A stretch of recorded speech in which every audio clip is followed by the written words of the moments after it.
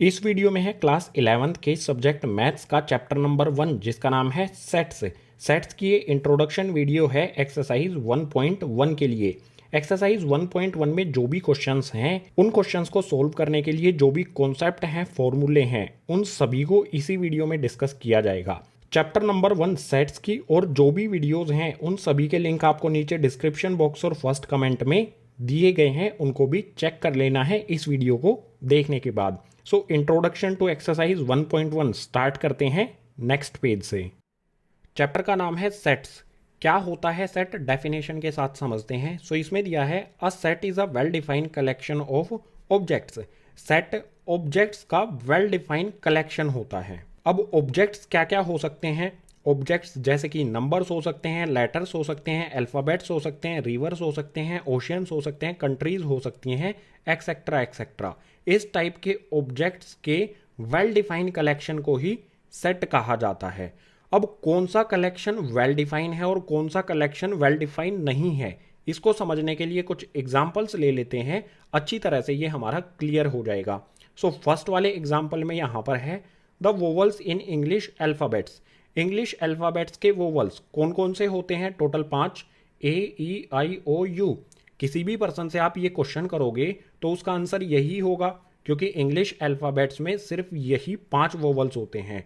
यानी हम इस वाले पॉइंट को कह सकते हैं कि ये वेल डिफाइंड कलेक्शन है, तो ये हमारा सेट का एग्जाम्पल भी होगा। इससे अगले वाले को देखो, collection of all days in a week. एक हफ्ते में डेज का कलेक्शन, कौन कौन से डेज होते हैं एक हफ्ते यानी कि एक वीक में? Monday, Tuesday, Wednesday, Thursday, Friday, Saturday और संडे।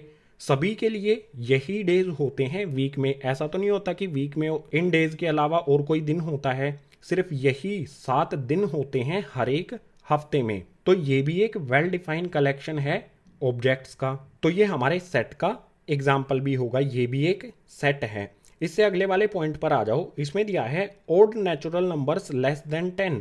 10 से छोटे ओड नेचुरल नंबर्स कौन कौन से होंगे गाइज? 1, 3, 5, 7, 9। ये सभी नंबर्स 10 से छोटे हैं, लेस देन 10 हैं, ओड हैं और नेचुरल नंबर्स भी हैं। सो ये भी एक वेल डिफाइंड कलेक्शन है। कंडीशन के अकॉर्डिंग यही नंबर्स हो सकते हैं 10 से छोटे, जो ओड भी हों और नेचुरल भी हों। यानी ये वेल डिफाइंड कलेक्शन है, तो ये हमारा सेट का एग्जाम्पल भी होगा। बिल्कुल इसी तरह से नेक्स्ट पॉइंट में देखो, the collection of reverse of India. India की रिवर्स का कलेक्शन। सो कौन कौन सी रिवर्स हैं? गंगा है, यमुना है, कृष्णा है, कावेरी है एंड सो ऑन। बहुत सारी रिवर्स हैं इंडिया में। सो यहाँ पर भी रिवर्स ऑफ इंडिया, इंडिया की रिवर्स की बात की गई है, कलेक्शन, उनके कलेक्शन की बात की गई है। तो ये भी एक वेल डिफाइंड कलेक्शन है, तो ये भी हमारा सेट का एग्जाम्पल हो जाएगा। अभी तक ये हमारे सेट के एग्जाम्पल हो गए क्योंकि ये वेल डिफाइंड कलेक्शन है। अब किस टाइप के कलेक्शन को वेल डिफाइंड नहीं कहा जाएगा ये समझो गाइज। इस पॉइंट में हमें दिया है the collection of difficult topics in mathematics. Mathematics में डिफ़िकल्ट टॉपिक्स कौन कौन से हैं? अगर आप मेरे से पूछोगे तो मैं कहूँगा मुझे मैंचुरेशन डिफ़िकल्ट लगता है और अलजेब्रा डिफ़िकल्ट लगता है, क्योंकि मुझे इनके फॉर्मूले याद नहीं होते हैं। अगर आप राम से पूछोगे वो कहेगा भैया मुझे ज्योमेट्री डिफ़िकल्ट लगता है और ट्रिग्नोमेट्री डिफ़िकल्ट लगता है। और किसी पर्सन से आप पूछोगे तो उसका अलग आंसर होगा। सो ये answer person to person change होता है। इस टाइप के कलेक्शन को वेल डिफाइंड नहीं कहा जा सकता है। ये वेल डिफाइंड कलेक्शन नहीं है, तो ये सेट का एग्जाम्पल भी नहीं होगा। बिल्कुल इसी तरह से इससे अगले वाले को आप देखोगे तो इसमें दिया है the collection of best actors in world. पूरी दुनिया में बेस्ट एक्टर्स के कलेक्शन की बात की गई है। मेरे कलेक्शन में कौन कौन सा होगा एक्टर? टॉम क्रूज होगा और रजनीकांत होगा। अगर और किसी से पूछोगे तो उसके लिए ऋतिक रोशन और अक्षय कुमार होगा। और किसी से पूछोगे तो वो कहेगा कि मुझे शाहरुख खान पसंद है, और किसी से पूछोगे तो वो कहेगा इरफान खान मुझे पसंद है। यानी कि अलग अलग एक्टर्स सबकी पसंद होंगे, सबका कलेक्शन अलग अलग होगा, person to person answer change होगा। तो इसे भी वेल डिफाइंड कलेक्शन नहीं कहा जा सकता है। और अगर ये वेल डिफाइंड कलेक्शन नहीं है तो ये हमारे सेट का एग्जाम्पल नहीं होगा। हमारे सेट के ऊपर वाले 4 पॉइंट ये एग्जाम्पल हो जाएंगे सेट के, ठीक है। और नीचे वाले जो 2 पॉइंट हैं ये वेल डिफाइंड कलेक्शन नहीं है, तो ये एग्जाम्पल नहीं होंगे सेट के। सो वेल डिफाइंड को हम इजीली एक्सप्लेन करना चाहें तो well defined collection should not change from person to person. Well defined collection उसको कहा जा सकता है जो पर्सन टू पर्सन चेंज नहीं होता है। इन दोनों लास्ट पॉइंट में जो एग्जाम्पल दिए हैं इनमें जो भी हमारा आंसर है वो पर्सन टू पर्सन चेंज होता है, इसीलिए ये सेट नहीं है, इसीलिए ये वेल डिफाइंड कलेक्शन नहीं है। सो यहाँ पर हमने सेट को समझा, डेफिनेशन को समझा और इसके कुछ हमने एग्जाम्पल्स भी यहाँ पर ले लिए हैं। सपोज कीजिए हमें कोई सेट दिया गया है, उसको किस तरह से हम शो करेंगे, किस तरह से उसको रिप्रेजेंट करेंगे। सो उसको समझने के लिए यहाँ पर हमें दिया है there are 2 methods of representing a set. Set को रिप्रेजेंट करने के, सेट को शो करने के 2 मेथड हैं। फर्स्ट इसमें है रूस्टर फॉर्म, जिसे टेबुलर फॉर्म भी कहा जाता है, और सेकंड है इसमें सेट बिल्डर फॉर्म। एक एक करके दोनों मेथड्स को समझ लेते हैं। पहले देखते हैं रूस्टर फॉर्म को। रूस्टर फॉर्म को समझेंगे एग्जाम्पल के साथ। सो यहाँ पर एग्जाम्पल है हमारे सामने, the set of vowels in English alphabets. English alphabets में वोवल्स का सेट। अगर हमें इसको रूस्टर फॉर्म में लिखना है, रूस्टर फॉर्म में शो करना है, रिप्रेजेंट करना है, तो किस तरह से किया जाएगा। सबसे पहले क्या करेंगे, सेट की नेमिंग करेंगे। मान लीजिए हमारा कोई सेट है ए, कैपिटल लेटर से हमेशा ये नेमिंग की जाएगी। इसके बाद इक्वल्स का साइन लगाएंगे और करली ब्रेसेस लगाएंगे, करली ब्रैकेट्स लगाएंगे। एक सेकंड गाइस, इस तरह से करली ब्रैकेट्स लगाएंगे। ब्रैकेट के अंदर एलिमेंट्स लिखे जाएंगे। एलिमेंट्स में हम क्या लिखेंगे, इंग्लिश अल्फ़ाबेट के वोवल्स कौन कौन से होते हैं गाइस। ए आ जाएगा, ई आ जाएगा, उसके बाद आई, ओ एंड देन यू। फिर से करली ब्रैकेट से क्लोज कर देंगे। सो यहाँ पर हमें ये स्टेटमेंट दी गई थी इंग्लिश अल्फ़ाबेट्स के वोवल्स की, तो इसको हमने रोस्टर फॉर्म में लिख दिया। यहाँ पर जब भी हम किसी सेट को रोस्टर फॉर्म में लिखेंगे तो कुछ पॉइंट्स का हमें ध्यान रखना होगा। कौन कौन से वो पॉइंट हैं, सबसे पहले हमें नेम ऑफ सेट लिखना होगा कैपिटल लेटर में। सो यहाँ पर आप देख सकते हो हमने इस सेट को नाम दिया है ए, जो कि कैपिटल में है। आप इंग्लिश अल्फ़ाबेट का कोई भी कैपिटल लेटर यहाँ पर यूज़ कर सकते हो। इसके बाद इक्वल्स का साइन लगाना है और जो भी हमारे क्वेश्चन में पूछा गया है इंग्लिश अल्फ़ाबेट के वोवल्स, ये हमने यहाँ पर लिख दिए हैं। इनके दोनों साइड में करली ब्रैकेट्स होंगे। आप यहाँ पर देख सकते हो ये करली ब्रैकेट्स हमने बनाए हैं। दोनों साइड में फर्स्ट और लास्ट में करली ब्रैकेट्स लगे होंगे। और जो भी हमारे ये ए, ई, आई, ओ, यू हैं, इनको कहा जाता है एलिमेंट्स, ऑब्जेक्ट्स या फिर मेंबर्स। हम यूज करेंगे एलिमेंट्स वाली टर्म का वोवल्स के लिए, या फिर इनकी जगह पर जो भी हमारा आंसर आता उसकी जगह हम एलिमेंट्स का यूज करते। जो भी ब्रेसेस के अंदर, ब्रैकेट्स के अंदर हमारी वैल्यूज होती हैं उनको एलिमेंट्स हम कंसीडर करेंगे। और जो भी एलिमेंट्स हैं वो कोमा से सेपरेट होंगे। आप देख सकते हैं ए, ई, आई, ओ, यू, इन सभी के बीच में यहाँ पर कोमा लगाया गया है। एक और पॉइंट हमें ध्यान रखना है, अगर हमसे डायरेक्ट पूछ लिया जाए कि इंग्लिश अल्फ़ाबेट के वोवल्स हैं, यानी कि यहाँ पर कुछ भी इंग्लिश अल्फ़ाबेट्स हमें अपनी तरफ से लिखने हैं, तो हम हमेशा स्मॉल लेटर्स का यूज़ करेंगे। सो जब भी हम किसी सेट को रोस्टर या फिर टेबुलर फॉर्म में लिखेंगे तो हमें इन सभी पॉइंट्स को ध्यान में रखना होगा। अब एक और एग्जाम्पल ले लेते हैं, किसी भी सेट को रोस्टर या फिर टेबुलर फॉर्म में किस तरह से लिखा जाता है। यहाँ पर है even natural numbers less than 10, इसको हमें रोस्टर फॉर्म में लिखना है। सो यहाँ पर सबसे पहले कैपिटल लेटर लिखेंगे जो कि नेम होगा सेट का। सो यहाँ पर मैं नेम रख देता हूँ सेट का बी, इक्वल्स का साइन लगाएंगे, उसके बाद इस तरह से करली ब्रेसेस बनाएंगे। अब अंदर लिखेंगे हम एलिमेंट्स। एलिमेंट्स यहाँ पर क्या होंगे, even natural numbers less than 10, 10 से छोटे इवन नेचुरल नंबर्स। कौन कौन से इवन नेचुरल नंबर्स 10 से छोटे होते हैं, 2 होता है, 4 होता है, 6 होता है और 8 होता है। और लास्ट में इसको करली ब्रैकेट से ही बंद कर दिया जाएगा। सो यहाँ पर हमने इस वाले सेट को लिख दिया है इस रोस्टर या फिर कह सकते हैं टेबुलर फॉर्म में। चलो एक एग्जाम्पल और ले लेते हैं। यहाँ पर हमें दिया है the set of all letters in school. School में जो भी लेटर्स हैं इन सभी का सेट, इसको हमें रोस्टर फॉर्म में लिखना है। तो सबसे पहले सेट को हम नेम देंगे। सो लेट्स सपोज हमने नेम दिया है पी, ये हमने सेट का नाम रख दिया, इक्वल्स का साइन लगाएंगे, करली ब्रेसेस लगाएंगे। इसके अंदर एलिमेंट्स में क्या आएगा, स्कूल में जो भी लेटर्स यूज किए गए हैं उनको इस ब्रैकेट्स के अंदर रखेंगे, एलिमेंट्स होंगे वो इस सेट के। सो कौन कौन से लेटर्स यूज किए गए हैं, एस यूज किया गया है, सी यूज किया गया है, एच यूज किया गया है, ओ यूज किया गया है और एल यूज किया गया है। इसके बाद करली ब्रेसेस से बंद कर देंगे ब्रैकेट को। आप यहां पर देखो ओ लेटर 2 बार आया है स्कूल में, लेकिन हमने यहाँ पर इसका एक ही बार यूज किया है। इससे हम ये समझ सकते हैं कि हम किसी भी सेट को रोस्टर फॉर्म में लिखेंगे तो उसमें कोई भी लेटर रिपीट नहीं होगा। ओ बेशक से इसमें 2 बार आया है, लेकिन रोस्टर फॉर्म में जब हम लिखेंगे तो इसमें अकेला ही एक बार ही ओ लिखा जाएगा।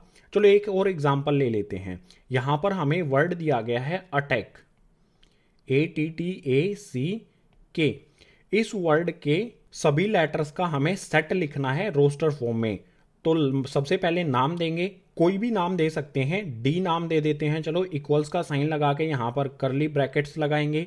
अब इसके अंदर अटैक में जो जो भी लेटर्स आए हैं उन सभी को लिखा जाएगा, कोई भी लेटर रिपीट नहीं होना चाहिए, ये हमें ध्यान रखना है। सो सबसे पहले ए आ जाएगा, उसके बाद टी आ जाएगा, फिर से इसमें टी आया है लेकिन हम एक बार लिख चुके हैं, रिपीट हमें नहीं करना है।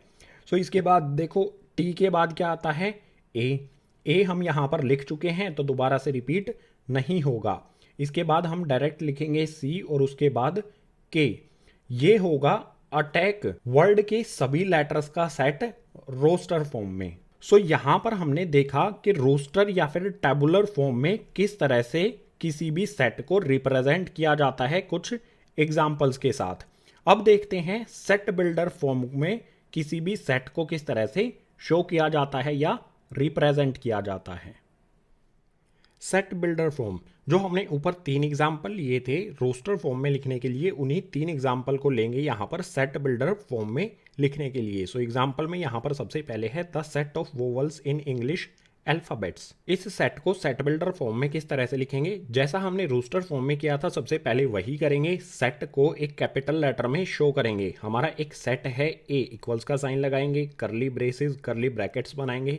अब इसमें हम यूज करेंगे सेट को रिप्रेजेंट करने के लिए वेरिएबल। वेरिएबल में आप एक्स यूज कर सकते हो, वाई यूज कर सकते हो। सो यहाँ पर मैं यूज कर लेता हूँ एक्स वेरिएबल।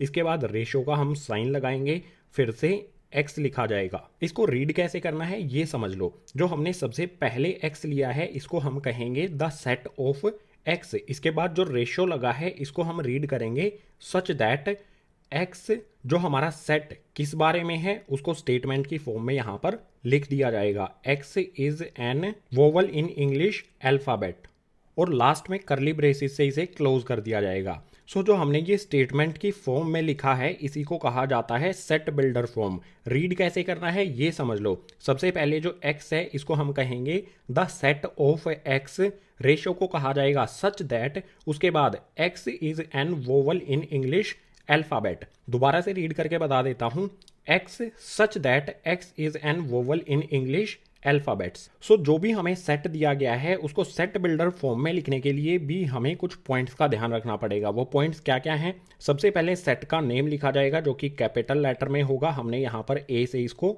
शो कर दिया है। उसके बाद इक्वल्स का साइन लगाया जाएगा, करली ब्रैकेट्स होंगे फर्स्ट और लास्ट में, और करली ब्रैकेट्स के अंदर सबसे पहले आएगा हमारा वेरिएबल। वेरिएबल में आप एक्स यूज कर सकते हो, वाई यूज कर सकते हो। उसके बाद रेशो लगाया जाएगा जिसे कहा जाता है सच दैट, और उसके बाद जो भी हमारा सेट है वो स्टेटमेंट की फॉर्म में यहाँ पर लिख दिया जाएगा। इसमें एलिमेंट्स का यूज नहीं किया जाता है सेट को रिप्रेजेंट करने के लिए या फिर सेट को शो करने के लिए। चलो एक एग्जाम्पल और ले लेते हैं, ये अच्छी तरह से आपको समझ में आ जाएगा। नेक्स्ट एग्जाम्पल में यहाँ पर है even natural numbers less than 10, 10 से छोटे इवन नेचुरल नंबर। सो इसको सेट बिल्डर फॉर्म में लिखने के लिए सबसे पहले कैपिटल में हम सेट को नाम देंगे।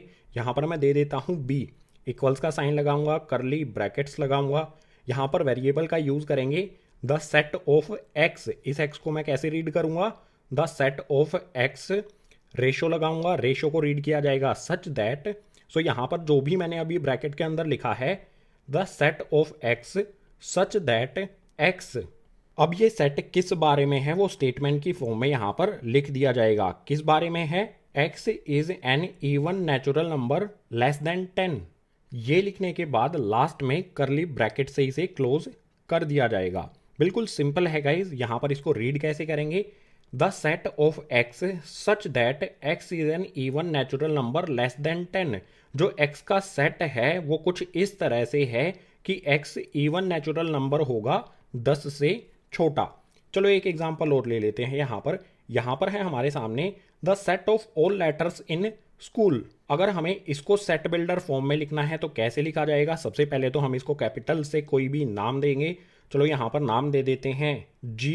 कोई भी आप नाम दे सकते हो। इक्वल्स का साइन लगाएंगे, करली ब्रैकेट्स लगाएंगे। यहाँ पर वेरिएबल यूज करूंगा मैं एक्स। इसको मतलब है the set of x such that x, इसके आगे लिख देंगे is a letter in school, और इसके लास्ट में यहाँ पर करली ब्रैकेट बना दिया जाएगा। इसको रीड कैसे किया जाएगा guys? The set of x such that x is a letter in school. X का जो सेट है वो कुछ इस तरह से है कि एक्स लेटर है स्कूल वर्ड का। यहाँ पर जो भी हमारा वर्ड है वो एज इट इज लिखा जाएगा, इसमें कोई भी चेंज नहीं किया जाएगा। सो यहाँ पर हमने समझ लिया है कि सेट बिल्डर फॉर्म को किस तरह से रिप्रेजेंट किया जाता है कुछ एग्जाम्पल्स के साथ। अब सेट्स में सिंपल सा एक और कॉन्सेप्ट है। कुछ ऐसे सेट्स हैं जिनका पर्टिकुलर नेम होता है, जिनका पर्टिकुलर एक सिंबल होता है। जैसे यहाँ पर क्या है? The set of natural numbers. Natural numbers का जो भी सेट होगा उसे हम कैपिटल एन से डिनोट करेंगे। नेचुरल नंबर्स आपको पता ही होंगे, 1 से शुरू होते हैं, 1 2 3 4 इन्फिनिटी तक। जहां तक भी आपको नंबर्स पता हैं वो सभी नेचुरल नंबर्स होंगे। सो नेचुरल नंबर्स के सेट को कैपिटल एन से डिनोट किया जाएगा। बिल्कुल इसी तरह से the set of all integers, जो भी हमारे इंटीजर्स होते हैं उनको कैपिटल जी से डिनोट किया जाएगा, जेड से डिनोट किया जाएगा। इंटीजर्स आपको पता ही होंगे, नंबर्स जो हमारे पॉजिटिव और नेगेटिव में होते हैं। इसके बाद the set of all rational numbers, जो भी हमारे रैशनल नंबर्स हैं जिनको पी बाई क्यू की फॉर्म में लिखा जा सकता है, इन सभी रैशनल नंबर्स के सेट को डिनोट किया जाएगा कैपिटल क्यू से। इससे आगे है the set of all real numbers. सभी रियल नंबर्स के सेट को कैपिटल आर से डिनोट किया जाएगा। इसके नेक्स्ट वाले में दिया है the set of positive integers. सभी इंटीजर्स को कैपिटल जेड से किया जाता है डिनोट, और जो पॉजिटिव इंटीजर्स होंगे उनको जेड और उसके ऊपर इस तरह से प्लस का साइन लगा दिया जाएगा, तो वो सेट होगा सभी पॉजिटिव इंटीजर्स का। इसके बाद इसी तरह से the set of positive rational numbers, जो रैशनल नंबर्स हैं पॉजिटिव हैं, उन सभी को सेट को क्यू प्लस इस सिंबल से डिनोट किया जाएगा। बिल्कुल इसी तरह से the set of positive real numbers, इसको डिनोट किया जाएगा आर प्लस से। जो भी पॉजिटिव रियल नंबर्स हैं उन सभी को आर प्लस से डिनोट किया जाएगा। सो यहाँ पर हमारे कुछ सेट हैं, इनके पर्टिकुलर नेम या फिर पर्टिकुलर सिंबल होते हैं जिनका हम मैथमेटिक्स में यूज करते हैं। सेट्स के पर्टिकुलर नेम के बाद सेट्स में कुछ सिंबल्स का भी यूज किया जाता है, समझते हैं। इसमें फर्स्ट सिंबल होगा बिलोंग्स टू। बिलोंग्स टू के लिए हम सिंबल यूज करेंगे, ये कुछ इस तरह का सिंबल होगा गाइज। इस तरह से हम ये सिंबल बनाएंगे। इसका मीनिंग होगा, इस सिंबल का मीनिंग होगा बिलोंग्स टू। अब इसका यूज कैसे करना है? सपोज कीजिए हमारा कोई सेट है ए, और इसके जो एलिमेंट्स हैं वो यहाँ पर मैं लिखता हूँ 2 4 6 8 10। ये इस ए सेट के एलिमेंट्स हैं। अब इस बिलोंग्स टू सिंबल का यूज कैसे किया जाएगा? सो जो भी हमारे ये सेट के एलिमेंट्स हैं, यहां पर मैं लिख सकता हूं कि 2 बिलोंग्स टू का सिंबल लगाऊंगा और लगा दूंगा, यहां पर लिख दूंगा सेट का नेम जो कि है ए। तो यहां पर इसका मीनिंग क्या होगा? जो हमारा 2 ये नंबर जो है ये बिलोंग करता है ए सेट से। इसको इस तरह से रीड किया जाएगा 2 बिलोंग्स टू सेट ए। बिल्कुल इसी तरह से मैं लिख सकता हूं 8 बिलोंग्स टू सेट ए। यहां पर आप देख सकते हो ए सेट में 2 भी है और 8 भी है। जो भी एलिमेंट हैं वो सभी ए सेट से बिलोंग करेंगे। सो सभी एलिमेंट्स के लिए हम इस तरह से लिख सकते हैं। अब मान लीजिए हमारे पास ऐसा कोई नंबर है जो इस सेट के एलिमेंट्स में नहीं दिया गया है, तो उसके लिए सिंबल यूज करेंगे हम नॉट बिलोंग्स टू। इसका सिंबल यहां पर बना देता हूं गाइज। सिंबल हो जाएगा इसी तरह से, हम बिलोंग्स टू का सिंबल बनाएंगे और इसे कट कर देंगे। ये सिंबल होगा नॉट बिलोंग्स टू का। इसको यूज किस तरह से किया जाएगा?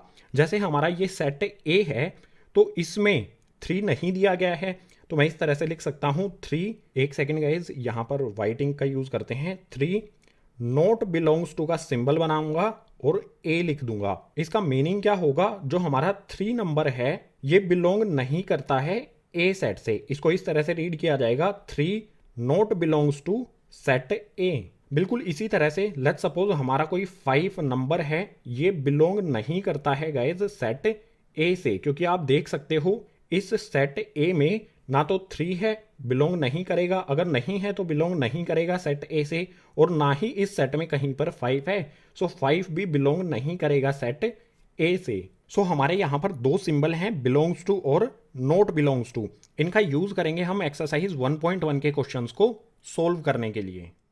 अभी तक जो भी कॉन्सेप्ट हमने इस वीडियो में डिस्कस किए हैं, इन सभी कॉन्सेप्ट्स का यूज करेंगे हम चैप्टर नंबर 1 सेट्स की एक्सरसाइज 1.1 के सभी क्वेश्चंस को सोल्व करने के लिए। इस वीडियो में कॉन्सेप्ट्स डिस्कस किए गए हैं, यानी ये कहा जा सकता है कि ये इंट्रोडक्शन वीडियो थी एक्सरसाइज 1.1 के लिए।